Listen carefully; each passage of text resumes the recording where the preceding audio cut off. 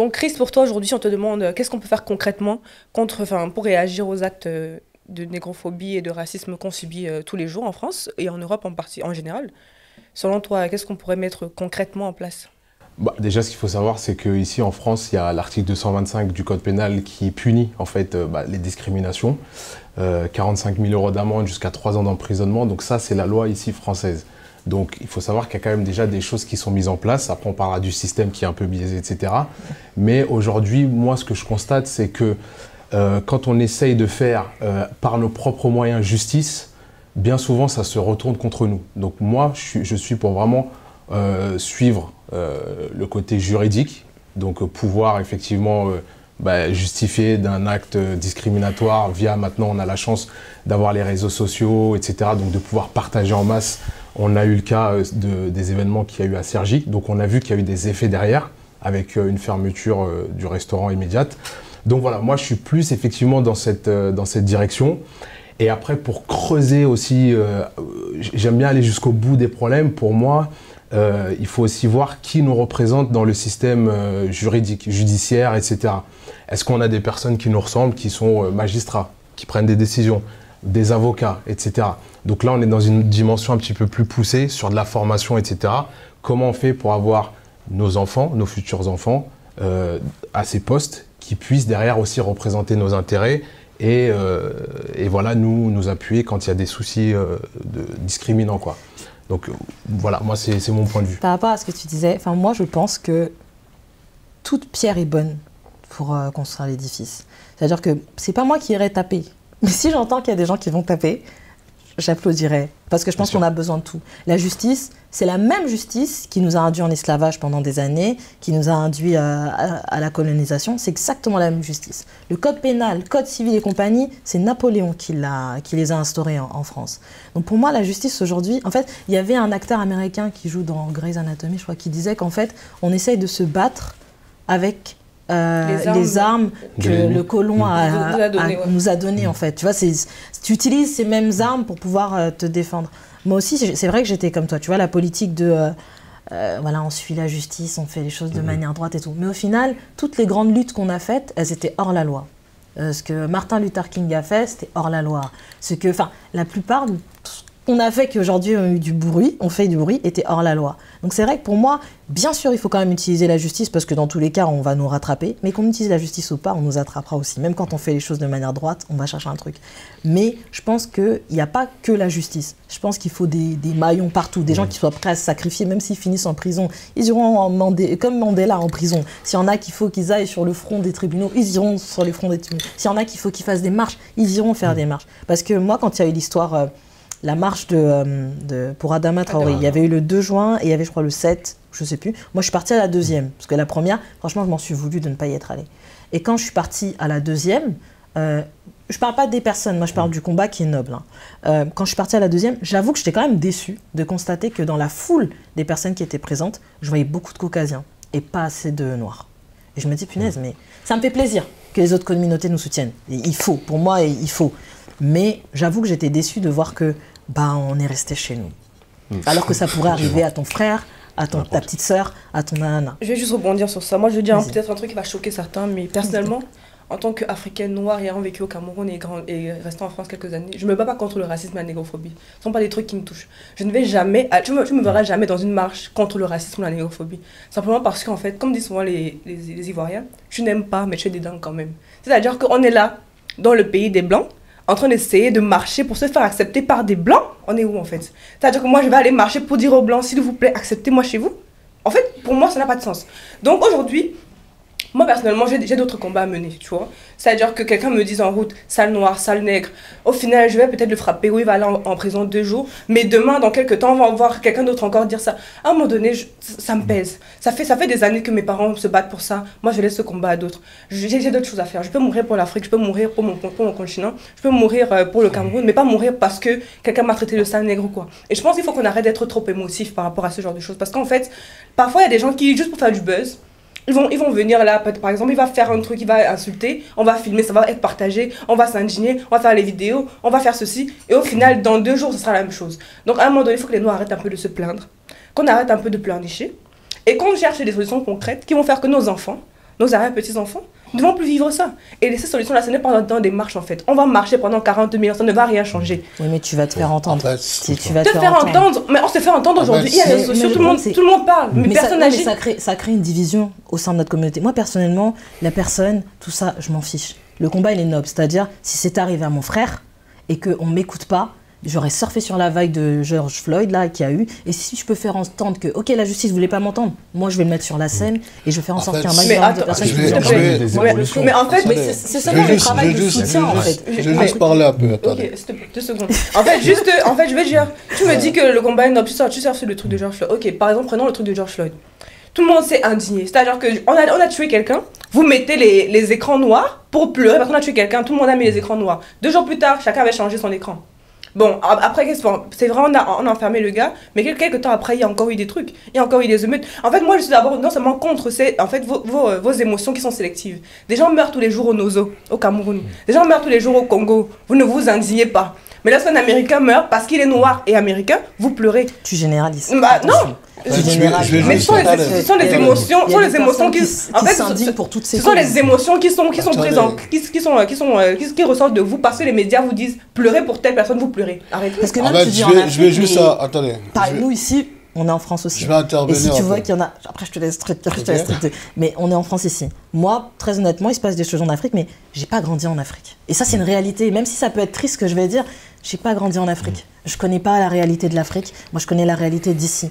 Et ce que j'ai vécu, vous avez dû vivre une enfance particulière, moi j'ai eu une enfance particulière. Parce que les violences policières, je l'ai vu. J'ai un frère, j'ai des cousins, je les ai vus. Et ce qui s'est passé à Adama Traoré, ce qui s'est passé à Théo Louaka, c'est le petit frère d'une connaissance à moi.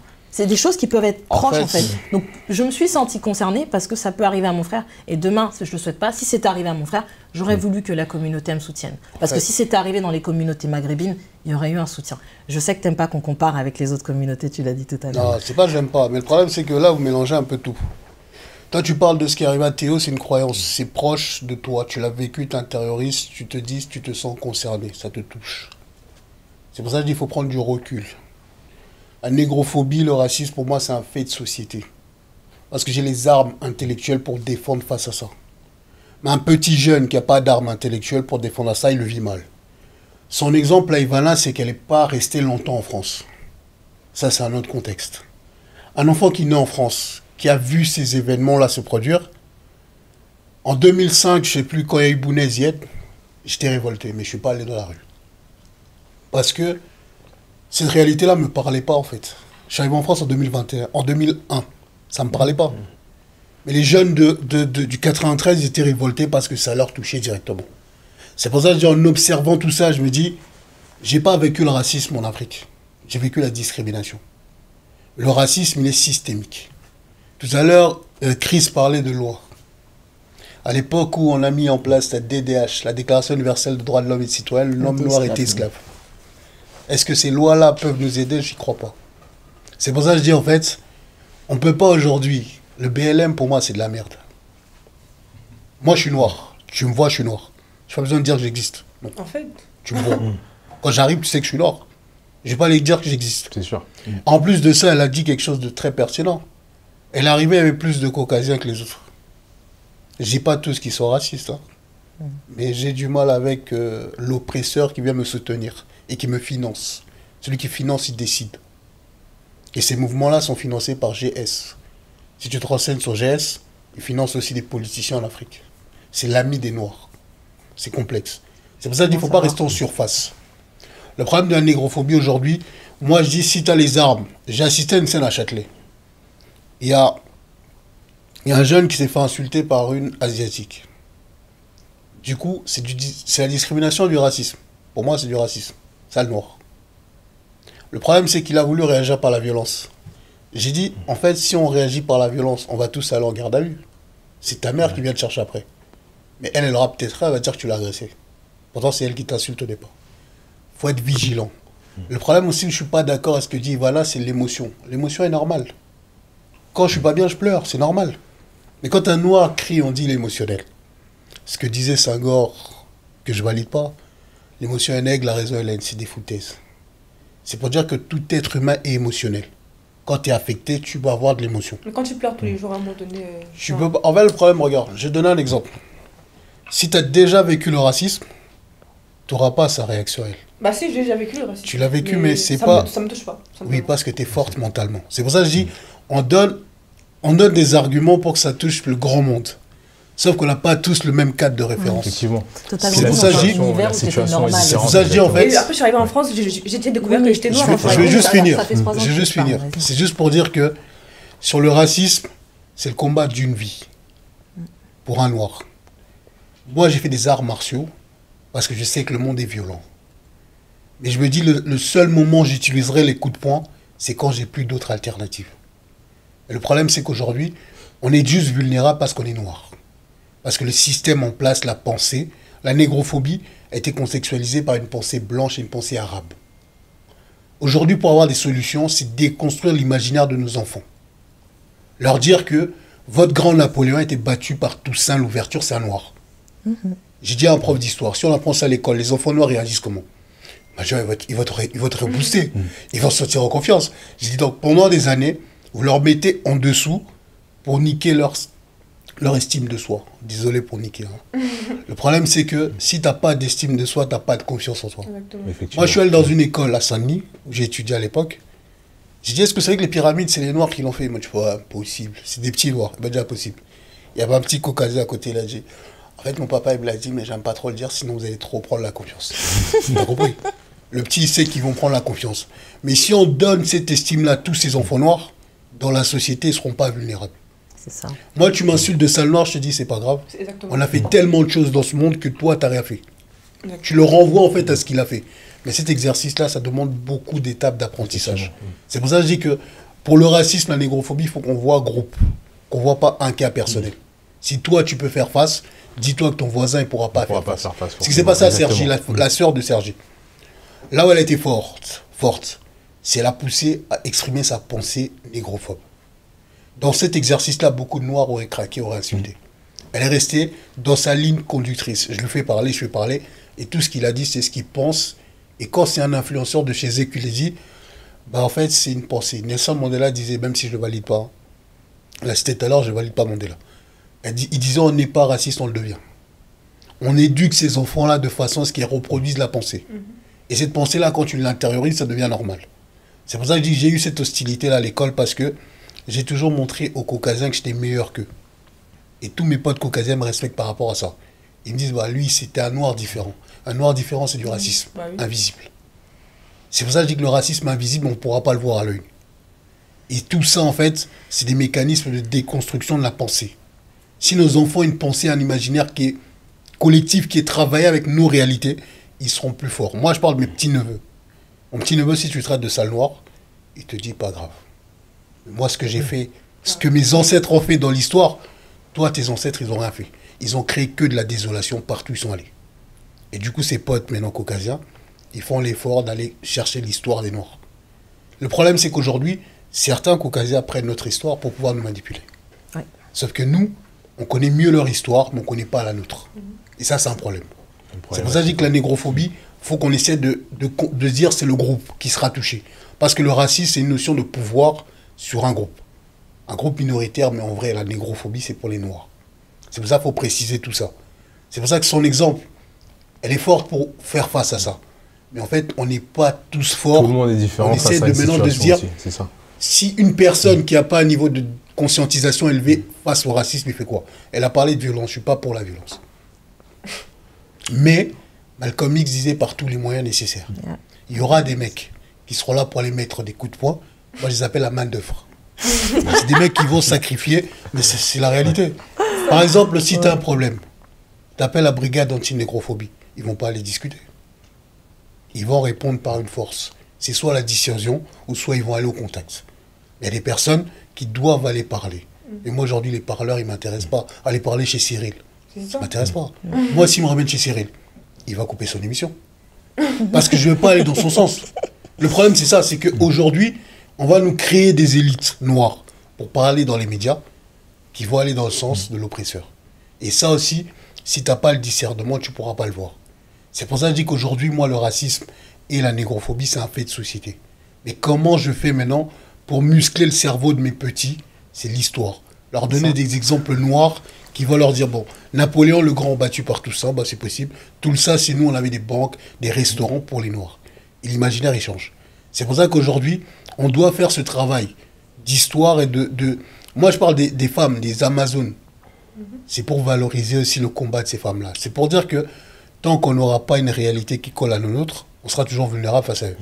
Parce que si tu te dis tu n'as rien fait dans le monde et que tu ne sais pas que tu as fait les pyramides, tes ancêtres, bah, tu dis bah, ils sont dessus.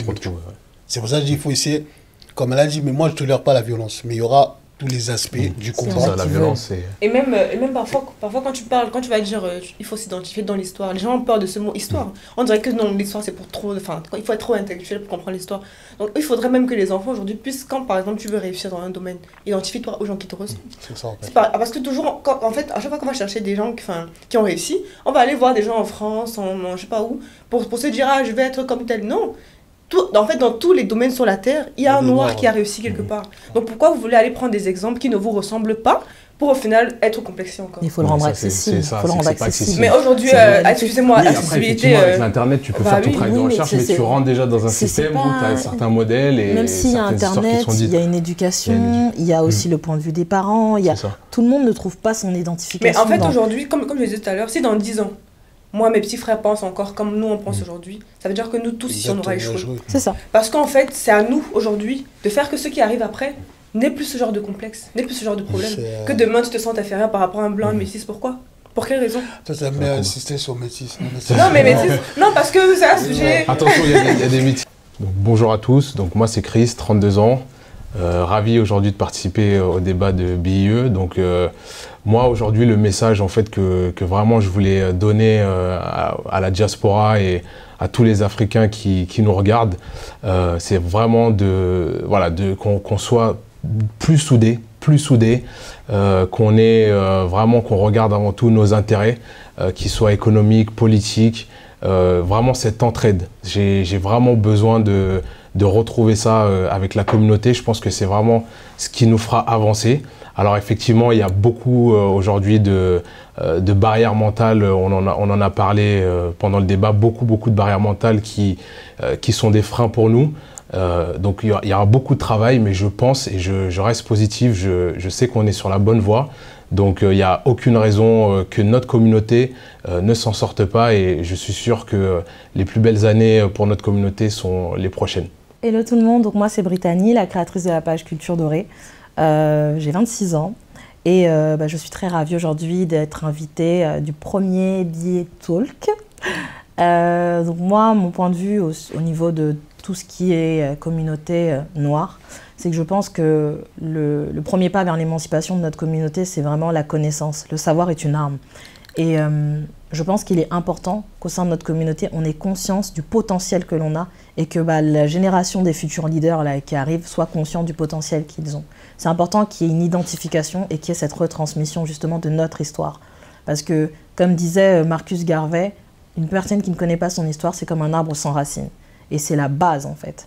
Et je pense que c'est essentiel parce qu'on ne peut pas continuer à se laisser submergé par toutes les informations qu'on peut acquérir par exemple à l'école où les seules fois où les Noirs interviennent, notamment en France, c'est seulement pour parler de l'esclavage, de la colonisation, des jeunes du 9-3 qui brûlent des voitures. Non, mes amis. Il y a une histoire avant, que ce soit les histoires pharaoniques, que ce soit les histoires des peuples Ashanti, que ce soit les histoires des peuples Congo, que ce soit... Enfin, il y a toute une histoire en fait qui existe mais qui n'est pas dite. Et même en France, parfois on a des figures dont on ne parle pas, mais qui ont construit la France. Et je pense que le racisme se vaincra à partir du moment où on aura de la connaissance. Pourquoi est-ce qu'il y a des racistes qui pensent que les Noirs sont des singes, etc. Eh ben, c'est à cause des expositions coloniales qu'il y a eu auparavant. Pourquoi est-ce qu'il y a des racistes qui pensent que... Enfin, il y a tellement d'idées en fait qui s'expliquent par l'histoire qu'il y a eu avant. Mais tant qu'on n'aura pas conscience de toutes ces histoires, on n'a pas d'armes en fait pour pouvoir nous défendre. Et c'est important qu'au sein de notre communauté, on puisse connaître notre histoire. Et que comme ça, même si quelqu'un demain vient nous insulter ou autre, on est conscient qu'on n'est pas inférieur parce que toute cette civilisation, elle a été construite à partir de notre histoire. Et pour terminer, je partirai sur 3 points, puisque je rencontre souvent des afro-descendants, des Noirs, qui pensent ne pas être touchés par la question. Quand on leur parle des histoires des Noirs, ils disent « Ah non, moi, j'aime pas trop ces trucs-là, Noirs, vous allez avoir des enfants. » Peut-être que toi, ça ne te touche pas aujourd'hui, mais tes enfants, plus tard, ils vont se poser des questions. Donc c'est important que tu acquières cette compétence, ces connaissances, pour que tes enfants plus tard, ils n'aient pas ces problématiques identitaires.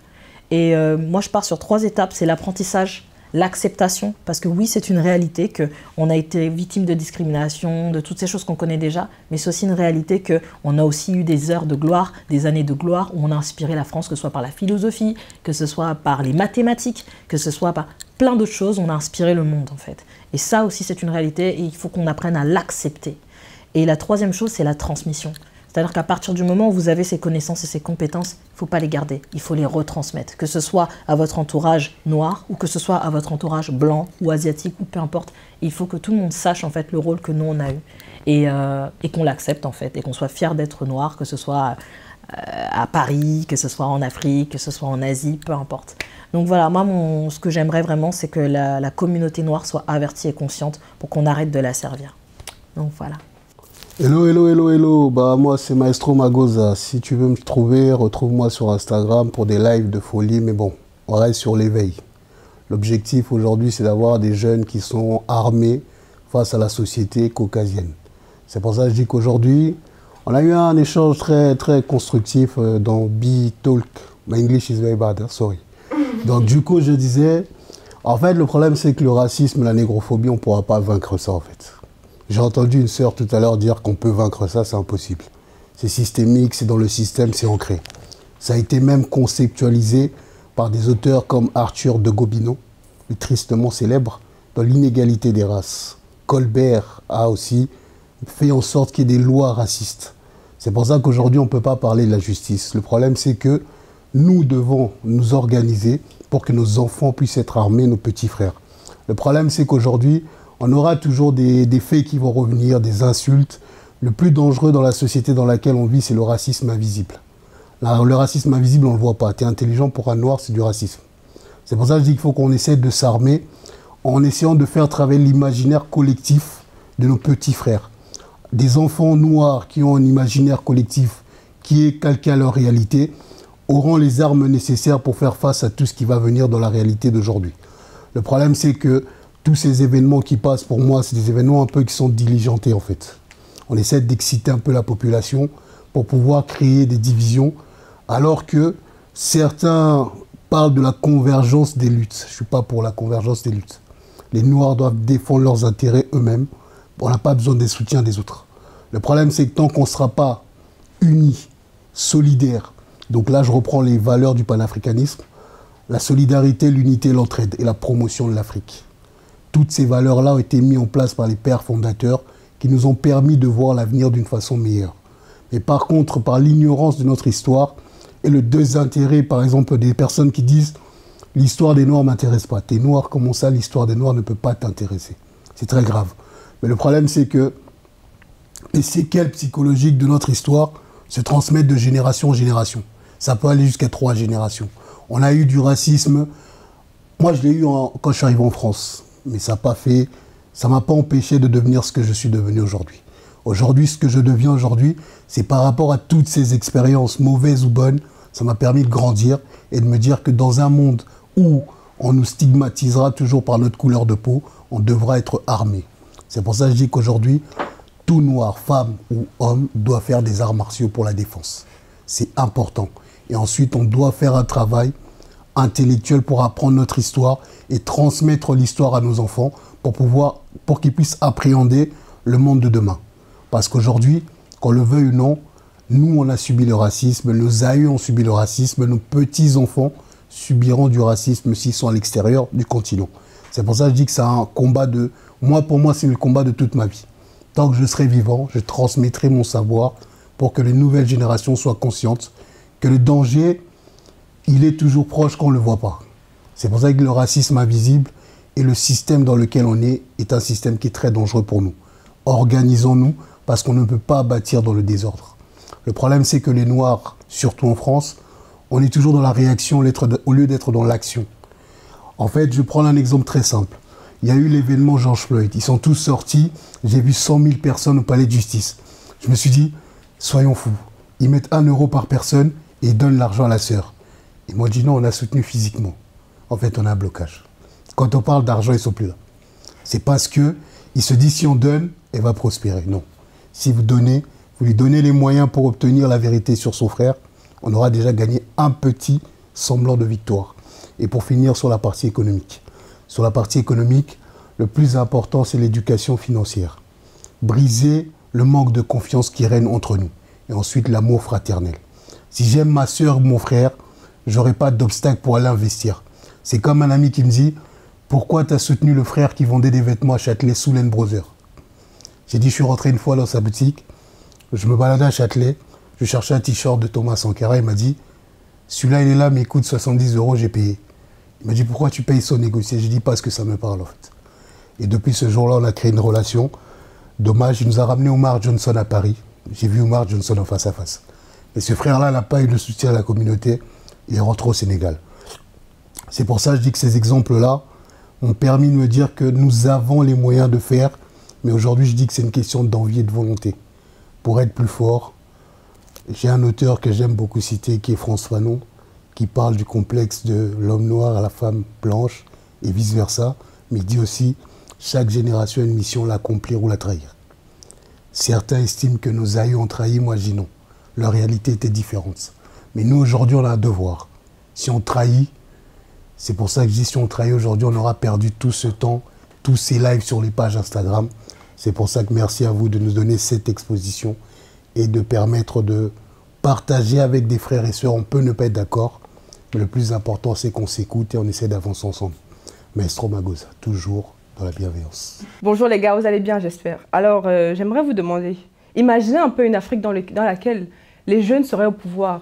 Imaginez une Afrique dans laquelle les jeunes parleraient de leurs problèmes. Imaginez une Afrique dans laquelle les jeunes seraient conscients des problèmes qui sont les leurs et des responsabilités qui sont également les leurs. Imaginez une Afrique dans laquelle les jeunes ne seraient plus des personnes de seconde zone, mais plutôt des personnes qui seraient à la tête. Quand je parle de ce genre de choses, on me dit souvent que tu rêves. Tu imagines trop, tu es trop dans le... C'est un rêve, n'est-ce pas? Je pense que, comme disait Martin Luther King, I have a dream. Pour ceux qui ne comprennent pas anglais, ça veut dire que j'ai un rêve. Le rêve, mon rêve à moi, c'est que demain, l'Afrique devienne l'une des grandes puissances mondiales. Qu'un des pays africains puissent gouverner le monde. Mon rêve, c'est qu'en Afrique, aujourd'hui, on puisse créer des ingénieurs en tout, qu'on puisse impacter le monde. Mon rêve, c'est qu'aujourd'hui, les jeunes Africains aient conscience de leurs problèmes et qu'ils trouvent des solutions par eux-mêmes sans avoir besoin de l'aide extérieure. Mon rêve, c'est qu'en réalité, aujourd'hui, les jeunes arrêtent d'être complexés. Que les jeunes sachent qui ils sont, où ils vont, et qu'ils sachent en réalité ce qu'ils veulent.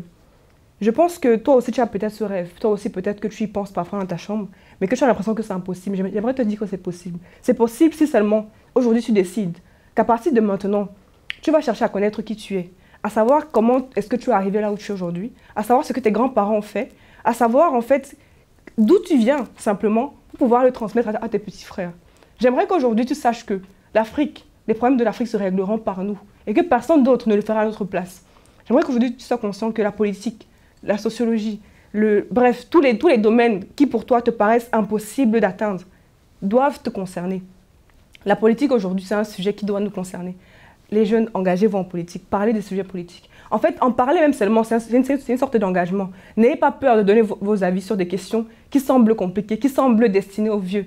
N'ayez pas peur. Tu te demandes sûrement qui parle comme ça, mais c'est qui cette petite? J'ai 19 ans. Je suis étudiante en sciences politiques. Je suis jeune Camerounaise, jeune africaine, qui a décidé de parler à la jeunesse africaine pour qu'elle comprenne qu'ensemble, si on s'unit, vous et moi, on peut créer de grandes choses. Je suis une jeune Camerounaise qui pourrait mourir pour l'Afrique, qui pourrait mourir pour son pays, parce que simplement j'ai compris que c'est chez moi seulement qu'on peut m'accepter. C'est chez moi seulement qu'on ne pourra jamais me dire « tu n'es pas à ta place ». Parce qu'aujourd'hui, j'ai compris que le Cameroun, l'Afrique, c'est tout ce que j'ai. Et pour ce que j'ai, pour ce que je suis, je peux donner ma vie. J'espère que toi aussi tu vas bien, j'espère que tu es content d'être là où tu es aujourd'hui. J'espère que tu es conscient des problèmes qui sont en Afrique aujourd'hui. Et j'espère que tu es conscient que même si tu es en Asie, tu es en Amérique, au Japon, je ne sais pas où, aujourd'hui, si l'Afrique a un problème, ça te concerne aussi parce que tu es noir. Et en tant que noir, quel que soit l'endroit où tu seras dans le monde, tu seras toujours amené à ta condition de noir et donc d'Africain. C'était Missiva Pérez. Et si jamais tu veux me suivre, si jamais tu veux savoir un peu ce que je fais de ma vie, tu peux me suivre sur mes pages YouTube et Instagram, La Péritocratie. Je t'attends là-bas. On n'est pas encore très nombreux, mais je pense qu'un jour, tu regarderas cette vidéo, tu te diras, ouais, je l'avais entendue quelque part. Je savais qu'elle allait aller très loin. Et j'ai dit, cette petite là de l'avenir, parce que moi, je sais que j'ai de l'avenir. Donc j'espère que dans quelques années, on pourra se revoir quelque part et que tu te diras, j'étais là au début. Suis-moi sur mes pages Instagram et YouTube, tu ne seras pas déçu.